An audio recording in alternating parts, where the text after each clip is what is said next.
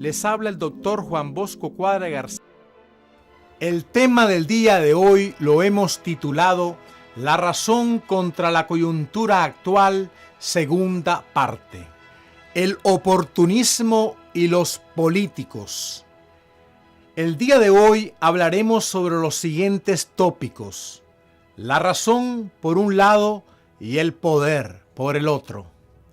Entre ambos existe en la realidad una contradicción, o más bien la razón supone el poder o viceversa, el poder supone la razón.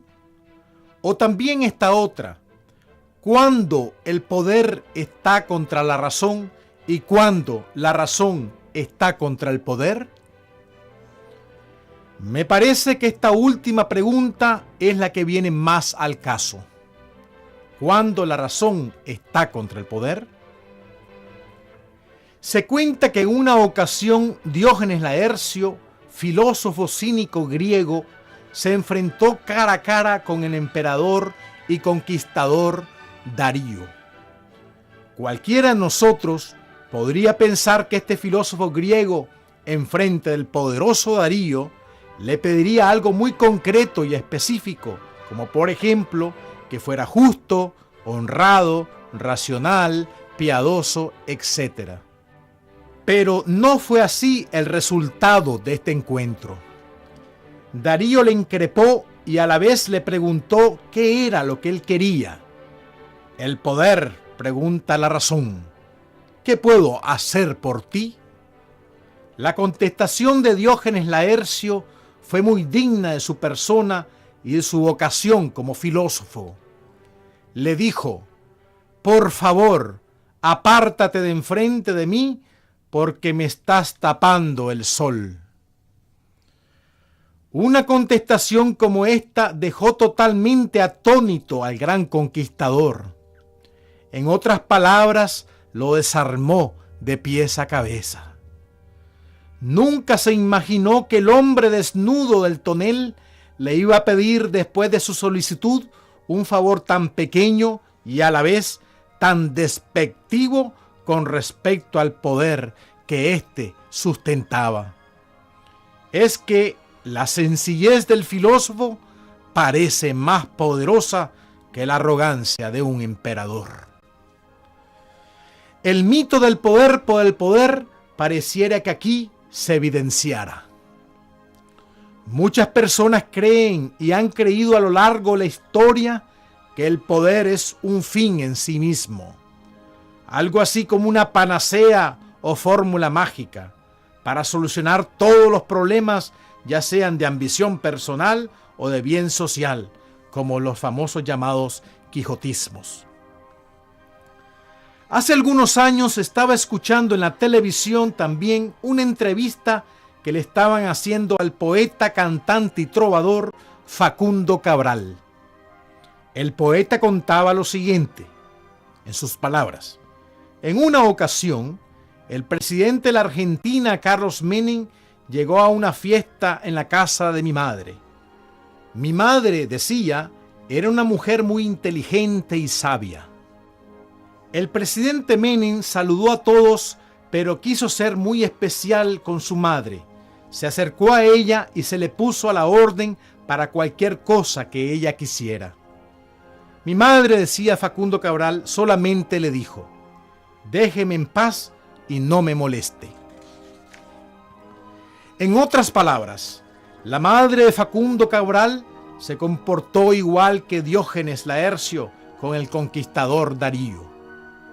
En lo personal, creo que estas dos actitudes dan en el clavo para que entendamos de una vez por todas que el poderío puede ser perfectamente ridiculizado ante la presencia de personas aparentemente, entre comillas, débiles y de escasos recursos, pero con un gran potencial en otras esferas desconocidas y ni sospechadas por los que ostentan el poder. A continuación vamos a analizar los principales motores que mueven a las personas que van en pos del poder. En primer lugar, el llamado del poder puede ser una vocación digna de elogio y de admiración cuando la persona que lucha por él tiene todas las prerrogativas y las garantías para saberlo administrar. Las democracias, tal como las conocemos actualmente, tienen la enorme ventaja, aunque a largo plazo, de ir poco a poco educando a la sociedad para que sepa escoger sabiamente sus representantes. Sin embargo, esto se vuelve todos los días papel mojado, porque la motivación por alcanzar el poder está inspirado principalmente y lamentablemente por la ambición y el oportunismo. Esto, por supuesto, no solo en el campo de la política, sino también en otras esferas de la vida social. A continuación, analizaremos otra editorial de Gonzalo Fernández de la Mora llamado Oportunismo y Razón, escrito en la revista Razón Española en los meses de noviembre y diciembre de 1991.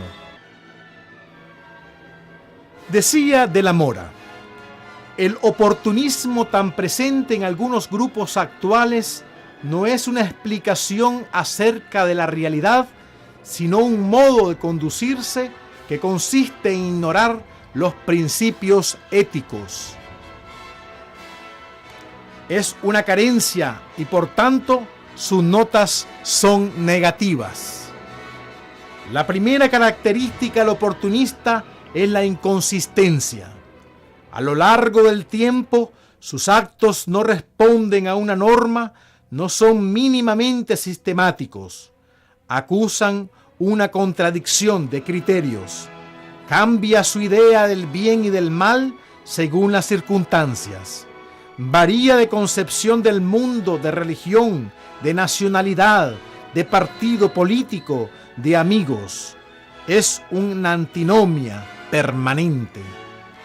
La segunda característica, continúa de la Mora, del oportunista es la indefinición esencial. La versatilidad de sus aparentes creencias impide situarlo de un modo estable. Austero o sibarita, egoísta o altruista, conservador o revolucionario, ambicioso o modesto, potencialmente indeterminado, adoptará actitudes contrapuestas según las ocasiones. Es una incógnita, dice de la Mora. Y continúa: la tercera característica es el escepticismo fundamental. La mente no puede mantenerse en permanente contradicción consigo misma, salvo suspendiendo el juicio, no pronunciándose acerca de la verdad. En definitiva, el oportunista ni afirma ni niega, simplemente actúa. Una característica social derivada de las anteriores es la lealtad universal. El oportunista no es fiel ni a una idea, ni a una institución, ni a una persona. Su única constancia es la inconstancia. La volubilidad lleva a la traición. Es un ciudadano en que no cabe confiar. Hasta aquí de la Mora. Tanto la inconsistencia, la indefinición como el escepticismo son las tres principales características, óigase bien, de los llamados oportunistas. Veamos una por una, pero antes agreguémosle otras dos más: viveza y la llamada astucia, típicamente nicaragüenses. Estas dos últimas son hijas de la indefinición porque nunca se dan a conocer a como éstas en verdad son. Empecemos por la primera, la inconsistencia. En primer lugar, el oportunista es inconsistente porque su conducta y su vida no son reguladas por ningún código ético, moral, ni por principio, sino por el tacaño interés. En segundo lugar, en el mundo de la política parece que todo se vale hacer, aun las cosas más contradictorias y que van inclusive en contra del sentido común. Un día se odian a muerte, y al día siguiente se les ve conversando amablemente en una cena.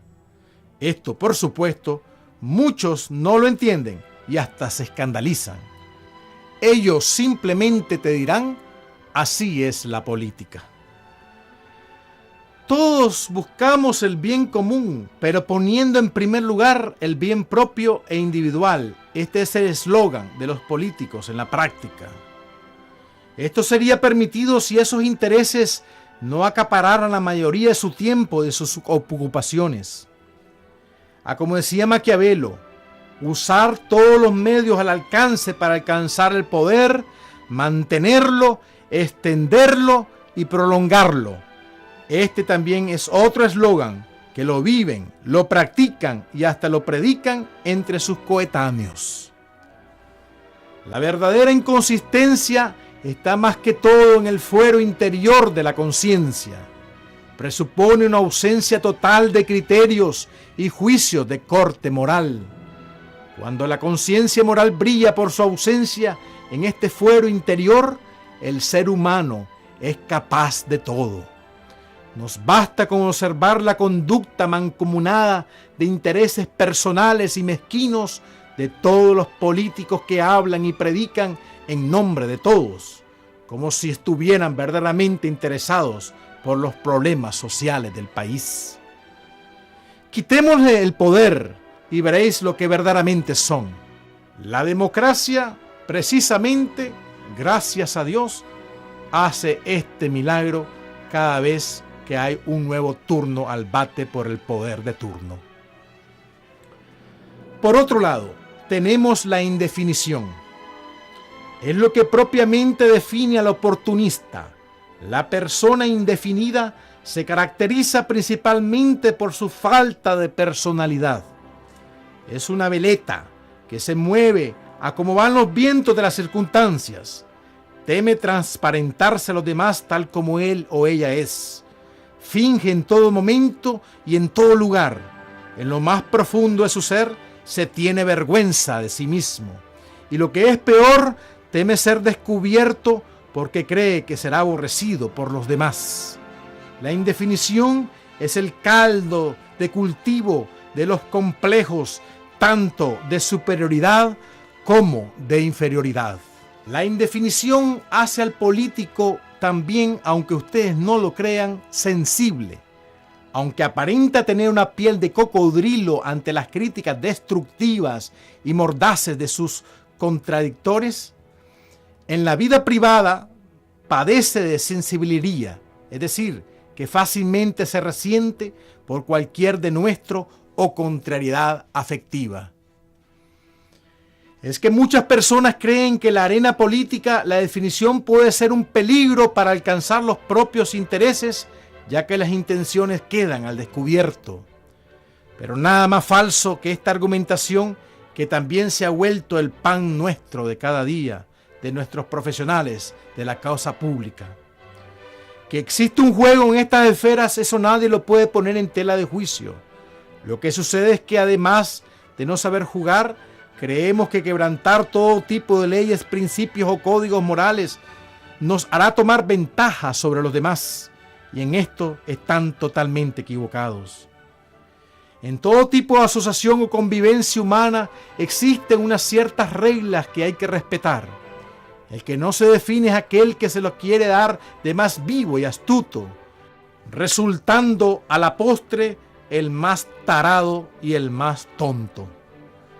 Vivimos actualmente en un proceso de racionalización de la convivencia en el nuevo mundo de la democracia. Por esto mismo, la razón debe dar sus aportes para hacer de esta convivencia un proyecto y un ideal de humanismo y fraternidad colectiva. Y por último, tenemos el escepticismo. ¿Qué es ser escéptico? La respuesta es muy sencilla: ni creer en la verdad, ni mucho menos vivir en ella. La actitud escéptica de los políticos se caracteriza por su hiperactivismo y por su mentalidad calculadora y arribista. Para el político, lamentablemente, no existe ni espacio ni el tiempo para el pensamiento y la reflexión madura. Todo lo llena con carreras, actividades, reuniones, mitines, lucha de poder, trabajo de oficina y montón de ocupaciones que le absorben todo su tiempo y hasta su propia vida. Pero el mal mayor no es esta hiperactividad, sino más bien su sordera con respecto a las verdaderas necesidades de la nación. Existe también otro mal. El político cree que lo sabe todo. En este sentido, no es un escéptico. El poder que ostenta le da una cierta facultad para observar las cosas y los acontecimientos desde una perspectiva diferente a la de los demás. Esa visión general le enceguecen la mente y la inteligencia para fijarse en las cosas pequeñas y menudas. Si se rodea de personas capaces como él o más inteligentes, y si no se hace el sordo, es muy probable que atine en lo que hace y en lo que dice. Pero lamentablemente, la experiencia de todos los días nos hacen sacar la siguiente conclusión: que los que ostentan el poder no se rodean de gente sabia y competente, sino de personas semejantes a él o a ellos. Vamos a ver cómo explicamos esto. Decía Aristóteles que lo semejante busca lo semejante. Aplicando este principio metafísico, en el mundo de la política se cumple con exactitud casi matemática. Los que llegan al poder, si son personas incompetentes, incapaces, acomplejadas o deshonestas, de este tipo de personas se van a rodear por muy carita bonita y linda que pongan ante la opinión pública. La gente ingenuamente llega a decir el siguiente eslogan: es cierto que no es muy capaz, pero estando en el poder, de seguro escogerá personas más capaces que él o que ella para que le ayuden a gobernar. Pero sigamos con De la Mora. La incoherencia, dice este autor, la indefinición y el escepticismo pertenecen al ámbito de la irracionalidad. La ciencia es exactamente lo contrario: sistematismo, precisión y afirmación. El oportunismo no es la duda metódica, porque esta siempre es provisional. Desde el punto de vista lógico, el oportunismo es barbarie. El oportunismo no es utilitarismo, porque la noción de utilidad general ya es un principio del que se deducen preceptos rígidos. Tampoco es un pragmatismo por el mismo motivo. La ausencia de un imperativo de comportamiento es la negación de la ética. Desde el punto de vista práctico, el oportunismo es inmoral. El oportunista, continúa De la Mora, es un hombre porque su conducta no es pautada como la de los irracionales, pero trata de escapar a las coordenadas propias de su especie, que son la lógica y la ética. Tal estrategia no es un perfeccionamiento, sino una vía de deshumanización. Personalmente, ser lo uno y lo otro es casi no ser nada. ¿Cuál es el yo del oportunista? La mismidad queda reducida a mínimos, a un devenir escasísimo de sentido, a una confusión. El precio óntico paga el oportunista en ser apenas alguien, o mejor dicho, nadie. Quisiera subrayar dos cosas aquí, de lo que dice De la Mora. La primera es que el oportunismo, además de ser inmoral y develadora de una actitud barbárica, no es ni utilitarismo ni pragmatismo. Estas dos corrientes ético-filosóficas fueron creadas por dos filósofos norteamericanos, John Stuart Mill y William James. El utilitarismo de Mill tiene el enorme defecto de perseguir el bien colectivo como si fuera en un bien personal. El pragmatismo de James, mal entendido y pésimamente aplicado, supone que todo en la vida está justificado por la actividad externa productiva, no dando lugar ni a la reflexión ni a la elaboración del pensamiento teorético. El oportunista, por esto mismo, no obedece ni siquiera a estas corrientes con todos sus aciertos y defectos. Es una actitud totalmente inmoral e irracional. Continuemos con De la Mora. En una sociedad de oportunistas nadie sabe quién es quién, puesto que en cada momento todos son potencialmente cualquier cosa. Impera el recíproco recelo y no hay más seguridad que la estrictamente coactiva. Es sospecha de todos ante todos, una situación psicológicamente próxima al supuesto estado de naturaleza presocial. O, lo que es lo mismo, a una guerra de todos contra todos, al estilo más clásico del pensamiento joviano del estado natural del hombre antes de su contrato social. Hasta aquí De la Mora. Donde no hay convivencia en armonía y en donde la sospecha y el chisme están a la orden del día, la actitud belicosa es la que sale ganando.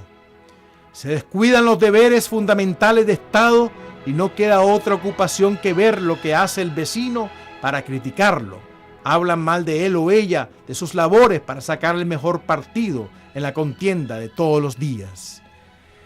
El oportunismo, continúa De la Mora, no es un pensamiento débil adecuado a un tiempo ecléctico, ni siquiera es eso, puesto que carece de estructura conceptual, o diríamos nosotros, de racional. No se trata de una tolerancia del otro, sino de un robinsonismo clausurado, ni un sincretismo. Es una inconmensurabilidad muy resistente a la aprehensión filosófica. Es muy grave que en una colectividad se predique tácita o expresamente que el oportunismo es un realismo.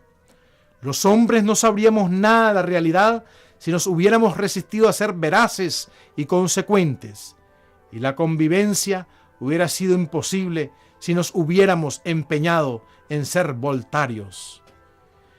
Es sofístico el argumento de que el oportunismo es plegarse a la vida o adaptarse, mejor dicho, al mundo. El progreso ha consistido en superar instintos y en desentrañar y dominar las circunstancias, en hacer y no solo en padecer la historia. Y es igualmente falsa la idea de que el oportunismo es una astucia de la razón. Es al revés, su inversión, porque lo propio de la razón es revelar en vez de encubrir, averiguar constantes y no rendirse, perpleja ante un caos. Y finaliza diciendo: el oportunismo entraña incertidumbre y engaño, y sobre todo irracionalidad y deshumanización. Lo pésimo es la corrupción de lo óptimo. No es de extrañar, pues, que el oportunismo en el mundo político sea tan reacio y tan sordo a escuchar la voz de la razón. Presupone una falsa astucia inspirada por un vivimos carente totalmente de racionalidad y objetividad ante la complejidad de las circunstancias. Por eso De la Mora dice que el progreso ha consistido en superar instintos, en desentrañar y dominar las circunstancias, en hacer y no solo en padecer la historia. Esto implica, por supuesto, una gran preparación intelectual, es decir, cultura política, una insuperable capacidad profesional y un prestigio moral puesta a toda prueba y ganado con el ejemplo y la vida personal, familiar y social. Hasta aquí el tema del día de hoy.